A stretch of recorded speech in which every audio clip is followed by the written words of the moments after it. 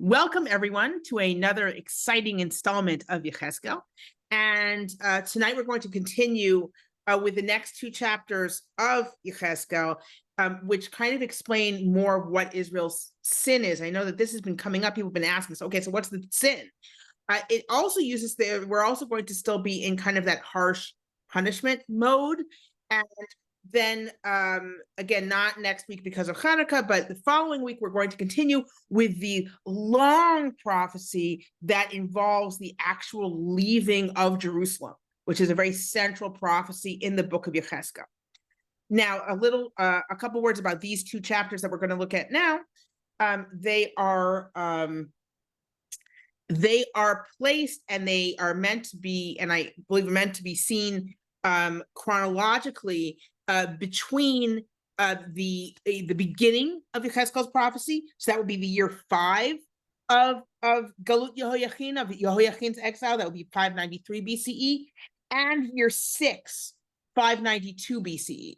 Okay, that's what we're going to start. That's what we're going to pick up after these two chapters. So these prophecies are being spoken to a community that still is hoping that they're going to return to Jerusalem, that there is not going to be an exile, that there is not going to be a conquest, that everything's going to be okay. All right. And these prophecies are emphasizing again and again, no, that is not true. This is going to happen. And when it happens, you'll know it's from God. Okay. And it's going to happen for these reasons.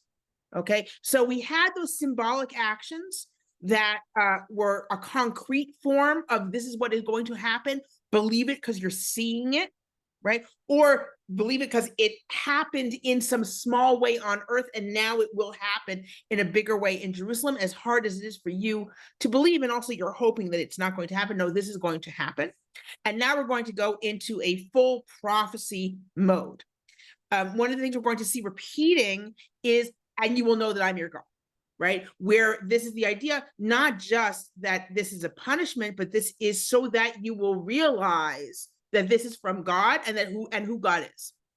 So there's another thing I do want to address before we begin, and it is relevant to what we're going to be talking about now. It came up in our last class, which is when we look at Lamentations from other ancient societies, do they say, first of all, we don't have a lot of them, okay, so already, and they're also much earlier than these we're talking about first half of the second millennium BCE. For example, for the Sumerian, the Lamentation on Ur, and we're going to look at it in just a second. We'll see that no, in general, these Lamentations that we know of don't talk about the city as sinning. Don't talk about the city being destroyed because of sin. They talk about the city simply being destroyed through agreement of the gods, right? The gods knew about it, the gods allowed it, gods may have even done it, but not necessarily because of a sin. However, these are very kind of picking and choosing here. We have very few of these. So to say that they're representative of everything that there was is a little bit misleading. Let's take a quick look. You'll see what I mean. Okay, so this is the lamentation over the destruction of Ur. We're not going to read the whole thing. I just want to show this to you quickly. If you look for righteous here, his righteous city, which has been destroyed, bitter is its lament. His Ur, which has been destroyed, bitter is its lament. In other words, the city was righteous. And you see it over and over, the righteous city. So you see the righteous house, right? The righteous house, which is the temple that has been destroyed. And again, his righteous city, which has been destroyed. Now, the destruction of Ur, when is this lamentation written? What is it written for? It's written for the rebuilding of the temple of Ur. In other words, unlike our Lamentations, unlike Echa, right, which is meant to be recited to mourn the destruction of the temple when the temple has not yet been rebuilt, this is meant to be recited after the temple has been rebuilt. That's when it's written. So it's a little bit different in its purpose. What we're going to be talking about in today in Yechezkel is really this explanation of the sin. What sins caused this destruction? In contrast to that lamentation we just looked at, where it's kind of a senseless destruction. Here, it's very important to emphasize the sin. Again, I'm not going to say that that in the ancient world, particularly in this period, because this is much later than the Lamentations of Or, there was no such thing, that this was completely unique. We just don't have Lamentations from this period. We don't have a lot of Lamentations to begin with, and so it's hard to say. Okay, here we are. So following that prediction of destruction, we have two chapters that in a way stand a little bit on their own but connect to the previous chapters. In Perek Vav in chapter 6, first we address the hills of Israel, and you're going to see that this chapter concentrates very much on the sin of idolatry. If before, when we said to'evot, abomination, it wasn't clear whether we're talking about idolatry or moral sins, in this chapter, we are talking about idolatry. That is the big deal. That is why this place must be destroyed. Okay? And so the word of God was to me saying, Ben Adam, sim panecha el harei Yisrael v'navelem. So turn your face to the mountains of Israel and prophesy to them. V'amarta, harei Yisrael, I'm just gonna go through this relatively quickly, that you should say to the mountains and the hills and the streams, I'm going to bring a sword. I'm going to bring a sword against you. I will destroy your high places, meaning your shrines, your temples that are built on high places.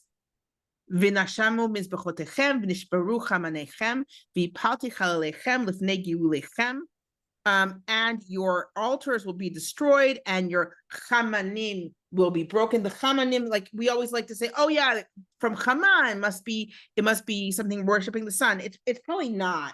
It's probably from the word in chamana, which is around 3rd century BCE, which is a kind of it's a structure with a square stone in the middle, where the idol is, and then there's like an altar in front of it. So it's a specific type of structure. So it's like the bamot, that it's a specific type of structure that is used for idol worship. Okay. I will kill I will lay down your corpses, your slain, before your idols. Now, this is a declaration of, look, your false gods, your idols cannot save you, right? So your dead is going to lie there in front of your idols. Then they can't save you, right? And it repeats,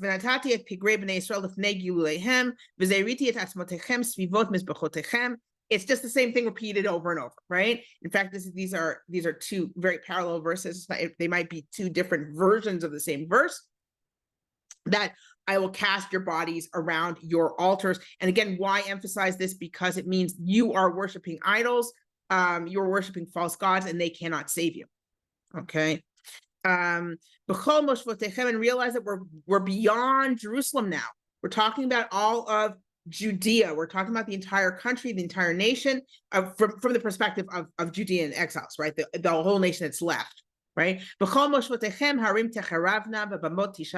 In everywhere you dwell, the cities are going to be destroyed. The high places are going to be laid waste. Okay, it's the same thing, right? All your different types of temples are going to be destroyed. Your idols are going to be destroyed. The things that you have created, in other words, the idols, are going to be wiped out. This is again emphasizing that these things are, after all, just the works of your hands. You made these things. There's nothing to them. There's nothing real. They're not divine. They're going to be destroyed. Okay.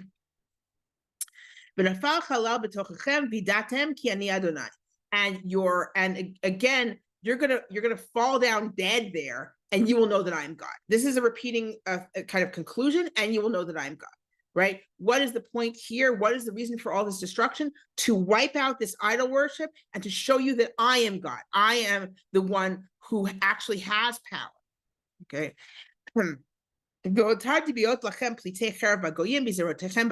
Okay, some of them you will escape. You are going to be in exile, essentially. All right. And then you're going to remember, right? The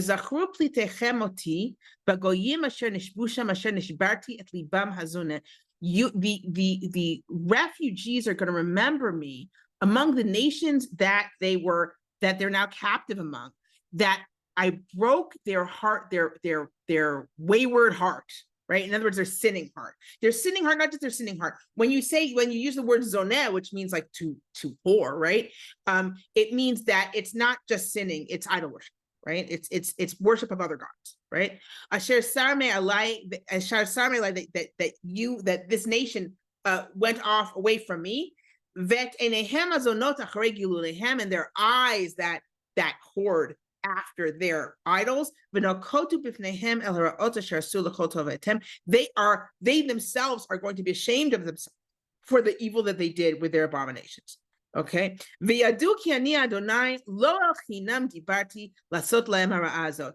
they will know that I am God. And there are two ways of interpreting this.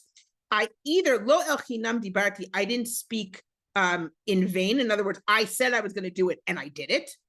Or I didn't say to do this thing for nothing. I said this to do this thing because you remember how sinful you were, because this is said in the context of them remembering and being ashamed of their idol worship. You remember how sinful you were? That's why I did these things, right? To do to them this evil thing.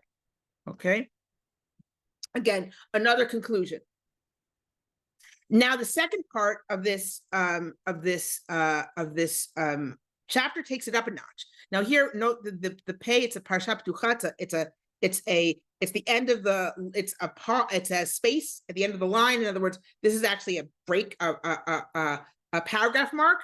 The next prophecy is also sitting on its own. It has its own introduction. Okay, Ko amar.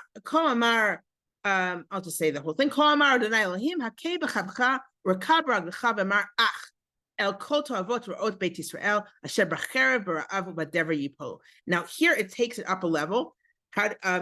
God says, strike your hands together, and it is awful. It's kind of God is saying it to himself in a way. Clap and stamp with your feet and say aha, right, about all of these evil abominations of the house of Israel, that they will fall by sword and by hunger and by disease. Now, why am I saying, oh, it's really horrible? Because we don't know, like originally you say, okay, what does that mean? To clap, to stamp your feet, to say aha, that could be mourning, right? That could be I'm sad or horrified. That's not what it means. How do we know that's not what it means? Because we have a parallel. I believe it's here. Yes. So we have a parallel in Yechezkel, in Ezekiel. I'm looking now at chapter 25, verse 6, Perek Chaf Hei, Pasuk Vav, okay? Kicho amar Adonai Elohim, yan mach acha yad rak acha beragal, v'tismach b'chol shatcha b'nefesh el admat Yisrael. Because you, he's punishing the nations because they were happy at the destruction of Israel, right? So this is the context, right? He says, because you clapped your hands and stamped your feet and you were happy. You were so happy at what befell the land of Israel, at what befell the land of Israel, right? So in other words, clapping and stamping and saying, aha, all these things are like, yay. It's like you would say a rejoicing in someone's downfall. And in this, as it were, God is rejoicing in Israel's downfall. It's really horrible, right? Why? Because they did all kol to'avot ra'ot, right? All of these abominations they have done. Okay, and then we continue on. This is a callback to chapter 5, if you remember, in terms of how they're dying, right? That he who was far will die of pestilence. Who was close will die of the sword, and anyone who is inside, anyone who's indoors, will die of hunger. And I will use up all my fury against them. And again, then you will know that I am God, right? When your dead is among your idols, all around the altars, on every high hill, under every bounty, like every leafy tree, right? V'tachat kol elah avuta. What is an elah avuta? This is apparently an elah avuta, the Pistachia palestina. Okay, this is the tree that he is referring to here. You can see how kind of leafy and bounteous it is, and this is where this was something that naturally you have a very abundant tree that was a place of worship, right? So that's what he's referring to here. Normal Yes. Hebrew, normal English, Elah Eretz Israelit, and in English, Palestine pistachio. Thank you. Moving on. ונתתי את ידי עליהם ונתתי את הארץ שממה ומשמה ממדבר דבלתה בכל מושבותיהם, excuse me, וידעו כי אני אדוני. So again, God is going to lay the land waste. So in this chapter, what is the reason for this total destruction is idol worship. Period. It's idol worship and lots of idol worship, and this is going to prove that God is God. Okay. Now, in this next chapter that we're going to go through relatively quickly because it's a lot longer, is different. It does mention moral sins as well at one point, and also there's a lyrical nature to it, which is very interesting. It is, and I'm going to emphasize this. I have a theory about why it's lyrical, but I'm happy to hear other ideas because it uses a lot of wordplay and I'll start reading it and you'll see what I mean. Okay. And again, it's another prophecy. It also connects, and it's going to give other shades of. It goes on much longer in terms of the destruction. Okay. Vata ben adam, ko amar Adonai Elohim ladmat Yisrael, ketz ba haketz al arba kanfot haaretz. Right. The end is coming, essentially. Okay,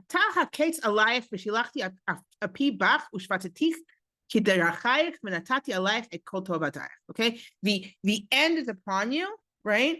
And I am going to send my anger against you and judge you according to your ways, and I'm going to put against you all of your abominations. Okay, and we're going to see in the here abominations will probably include both. Okay. And here, listen, I'm gonna read this. Just listen to the sounds, okay? Right?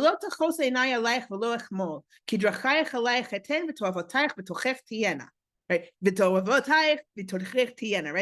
There's a lot of alliteration, right? And to say I'm not going to show any compassion, and your abominations are going to be within among you. Right?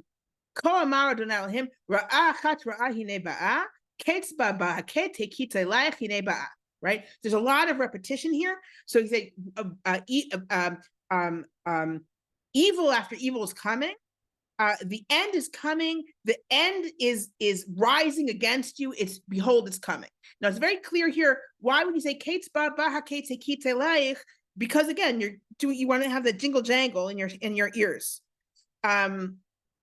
Why would that be something that you would want in the beginning of a prophecy? As I think, especially in the beginning of a harsh prophecy, it makes people listen because it's kind of like it's like musical. It's interesting. People listen, and it did remind me of the beginning of Hazinu. It's very Lamed Bet, Deuteronomy 32, right?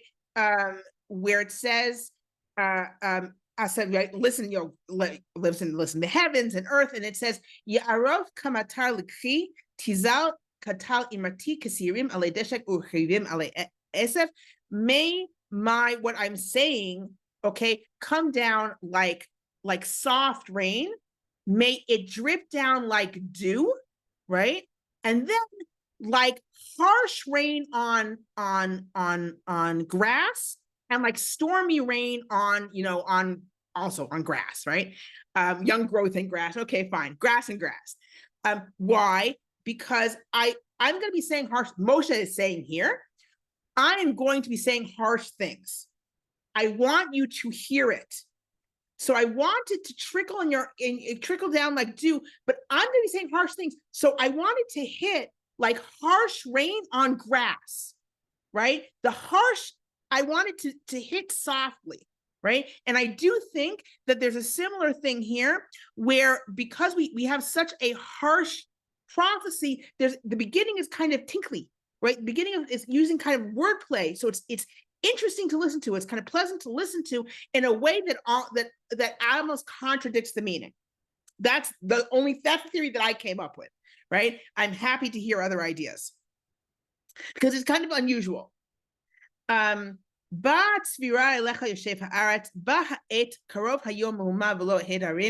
is interesting because this is one of those words that in modern Hebrew we know what it means, and in ancient Hebrew we don't. Okay, we are like, oh, that's the siren, right? The siren's coming. No, the siren's not coming. What is Svirah? Svirah is possibly a crown. Let me find where we have a did I not have it? No, I don't have it. Let me see if I can find the parallel. I did have the parallel open before. Looks like not. Here it is. Okay. All right. So going back. So we have the tzvira is coming to you, dwellers of the land. What could tzvira mean? The only parallel we have here is in a possible parallel we have is in Yeshayahu and Isaiah. This is Yeshayahu Chavchet, Isaiah 28:5. Okay. On that day, God will be la'ateret tzvi v'litzvirat tifara, to a crown of beauty and to a tzvira of glory. So it's possible that tzvira is a crown. All right, let's go back to our chapter here, to our verse. Excuse me. So what is the crown is coming? It sounds like maybe it's referring to the kingdom of Babylonia. In other words, the empire is coming to get you, right? Baha'et karov hayom mehuma v'lo hed harim, right? It's the day of kind of hard sounds and not joyous sounds in the mountains. And again, you have hayom mehuma v'lo hed harim, right? Again, you have that kind of we're gonna have verses where it's even clearer that there are wordplays going on. Atami karov eshpoch hamati alayich v'chileti apibach. Okay, God is going to pour out his wrath on you. Again, he's going to judge you according to your deeds. Again, it's saying God is again saying, I'm not going to have any mercy on you. Yes. This essentially it's a parallel set of verses.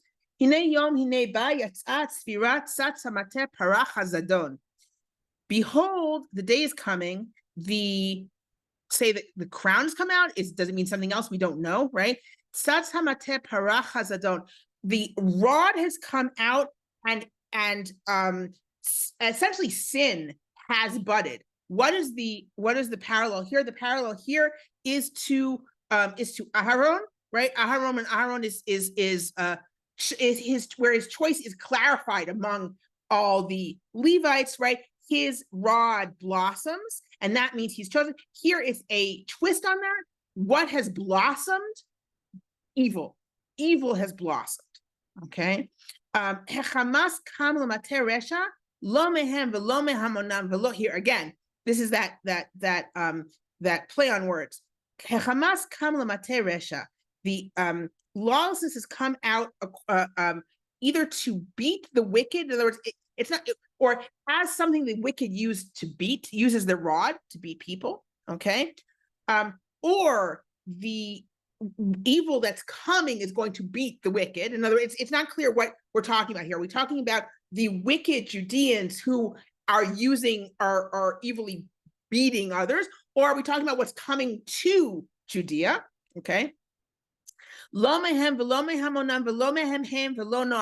Okay, and again, we barely understand what it means. It's just, the point is, it's kind of this repeating sound. All right, not from them, not from their abundance, not from theirs. Maybe theirs of theirs. Hem is not clear. V'lo no'abahem. No one is. It seems like there's no one who kind of escapes or is better or something like that. It's really not clear. The meaning is very hard to understand. The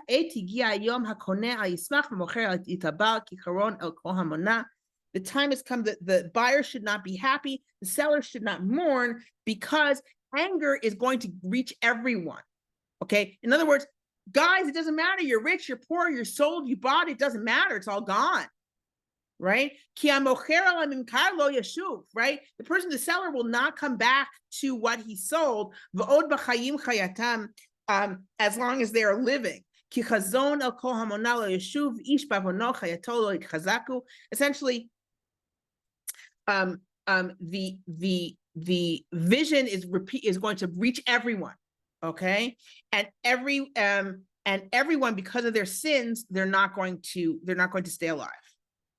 Taku batakoa v'achina kol, again, taku batakoa, they don't mean takoa the place. Taku batakoa, it means, it probably means just blow the shofar, right? And prepare everything. Ve'en holech lemilchama, but no one is there to go to battle. Ki charoni al kol hamona, because my anger is against all of their multitudes. All right, so it's bad, right? I'm gonna kind of just run through, because a lot of this stuff is very familiar to us from previously, right? The sword is outside, pestilence and famine are inside. Anyone who's out in the field is going to die by the sword. Anyone who's in the city is going to die by hunger and disease.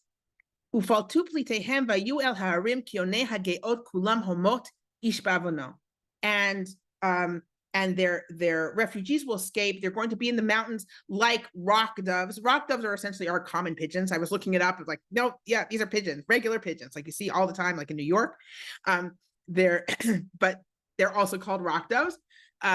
And because they live in rocks, if they have that ability, all making moaning together. And I think the idea they're moaning, they sound like kind of the cooing of pigeons. They're moaning, each person for his own sin. Oh, I do want to go back to something here. So this, I kind of glossed over this. I told you it was coming, but I didn't know when we had it. So when we talk about Hamas here in verse 11 in Pasuk Yud Aleph, so first of all, it's a callback to the flood, right? That's when the whole earth is filled with Hamas, but also it's a reference here to wickedness between people, right? So here we seem to be talking about wickedness that's not idol worship, wickedness between people, okay? So here we're talking, and when people are thinking of their own guilt, people are sad about their own sin. It seems that this is not only idol worship. it's for their sins between people. For this, all hands shall grow weak, all knees shall turn to water. I'm going to again do this relatively quickly.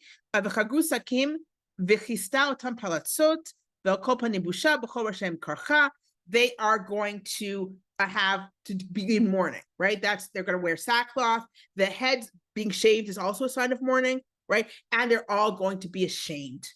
Okay. Again, that shame seems to be connected not just to what they've been brought down low, but to the recognition of their own sin. Their silver and gold won't help them. Their beautiful adornments, they're going to I'm actually going to read this one inside. Those, their beautiful jewelry that they were proud of, that they made idols out of, because you make idols out of silver and gold. So they took their jewelry, they made idols out of them. I made them a source, not just a source of uncleanness, a source that they themselves pushed them away. They themselves saw them as impure. In other words, they recognized in their shame that these idols should be pushed away. They're a source of disgustingness as opposed to a source of pride. Right? And they themselves are, seems like the nation themselves are given to people, to foreign nations as spoil. Right? But I turn my face to them. Why? They have defiled my treasure. My treasure being the city or the land, right? And criminals have come and defiled my city. This again is a reference to sins among people. Sins, moral sins, right? Chain it up, right? Because the land is filled with bloody crimes. A law of blood usually means murder, right? And the city is full of lawlessness or violence, right? It's these are crimes between people specifically. Bringing in foreign nations, they're going to inherit your homes, right? And they will defile your your temples will be defiled. You will not be able to find peace.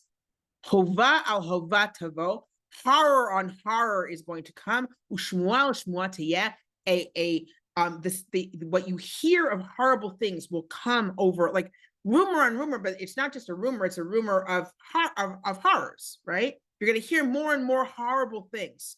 Ubikshu chazon minavi, you're going to ask for a vision from a prophet and you won't have it. It's not even saying and you won't have it, but the idea is and you won't have it. Remember that visions from a prophet are a favor of God. A gift from a prophet's prophecy is a gift from God. God is going to be so far from you that you are not going to get prophecy. The Torah tovad mikohen, the law, such for example, regarding purity and impurity, you will not be able to get from a kohen, from a priest. And elders who you turn to for their wisdom, for their advice, won't know what to do. Hamelech yitabav nasil bashmama v'idei am ha'aretz tibahalna midarkam esautam u'mishpatem mishpatem v'yadu ki ani Adonai. The king will mourn, the prince will be dressed in desolation, and the hands of the people of the land they'll be frightened, they can tremble, they won't have any peace. I will do this from their ways, and I will judge them according to what they have done, and you will know that I am God. What's interesting here, so we read two accounts of why the city is being punished in this way. The first account was all about idol worship. And this account, especially when it comes back down to it, is more and more the sins of the city. The city is filled with violence. The city has been defiled, right? The city itself, the city, the land, okay? People, because of what they have done, and note the language. Midarkam esautam uvemishpatem eshpatem. According to from their paths, from their ways, I will do to them, and from the way they've been, from the laws, from the way they've been handling the law, I will judge them. Okay, so here it's very, very clear that what they are being punished for is lawlessness and wickedness against each other. Okay, so it's a different account of the sin, and no less horrible. And the punishment is horrible. And yet in this chapter, there is a repetition of the idea that they will recognize their sin, right? That they will say, I am ashamed of my sin, right? I know my sin, I am ashamed. Let me go back to the fact that, of course, the idol worship they'll also be ashamed of, but the idea that they themselves are going to recognize that they have sinned, right? Now I have to find it. But the idea is that there's a recognition. I actually think it's in both chapters that there's a recognition of their sin, and that recognition, part of that recognition is, and they will know that I'm your God. In other words, they'll know that I am God because I've done this, but they will also know through their recognition of what they have done wrong. In both prophecies, we finish with, they're going to know this because I did what they did, that they'll know. If we go to the end of here, right? Oh, not, this isn't in this one. It's more, no, I think I'm thinking of the,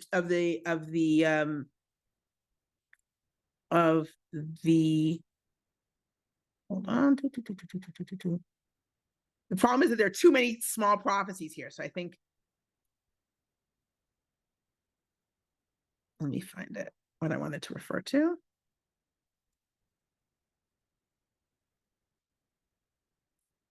I think we're just going to have to, you're just going to have to trust me. Hold on just a second. No. We trust you. Can I just say Gonna something? trust me? Gonna trust me? Absolutely. Find it. I wish I could find it now. I really Miriam, want can I use the time to say something? Yeah. Here, this is what I wanted to refer to. So in Parak Vav in chapter 6, we have V'yadu ki ani Adonai lo el chinam dibarti lasot lehem hara azot. Okay, this is the end of the first section of the prophecy, the first prophecy of chapter 6. Again, we have that the Parashat Ptucha, we have the open space after to show this is the end. And of course, the introduction, so says God, for the next prophecy. They'll realize that lo el chinam dibarti, which again, it could mean both. I did not speak in vain. What I said came true, but also I didn't speak against them for nothing. They sinned, and that's why they got this punishment. And similarly, in Perek Zayin in chapter 7, we have this idea that they're going to recognize their sin, right? I will treat them in accordance with their own ways and judge them according to their deserts, and they shall know that I am God. How do they know that I am God? Because they will know that I am treating them the way they treated others. I am treating them according to what they did. So we have both the idea of I have the power to do this, but also they will recognize that I am God because I am treating them as they deserve. They will recognize that, and that also is going to be a declaration of God and God's divinity. Questions and comments? Yes, so Miriam, just Yes. to complete about before, so I looked up Elah, and in Ugaritic, the word Elah is actually the same. It's used for the Asherah. Like when you say Asherah, you say Elah in Ugaritic. Oh, really? And, okay. And the origin of the name of the trees, both Elah and Alon, are because of a god, because they were used like as holy places. So you have a temple, you have it's for God, for El, and Right. the tree there, which is holy, is Elah or Alon. Oh, nice. Thank you. Thanks, Ido. Anyone else comments or questions? Elah is feminine and Alon is masculine. So it's Oh, so you're saying that's why Elah and Asherah. Is that what you're saying? Yeah. Yeah. Okay, anyone else? Okay, so thank you for joining me. I will see you in 2 weeks. Remember that next week is Chanukah. Happy Chanukah, everyone. And next week, we're going to start, maybe we'll be able to do the whole thing, the prophecy with which the prophecy that Maseh Merkavah, that the story, that the Divine Chariot was leading up to, which was this the movement of God from his own temple, right? That was the setup, and next class we're going to see the payoff. So be sure to come.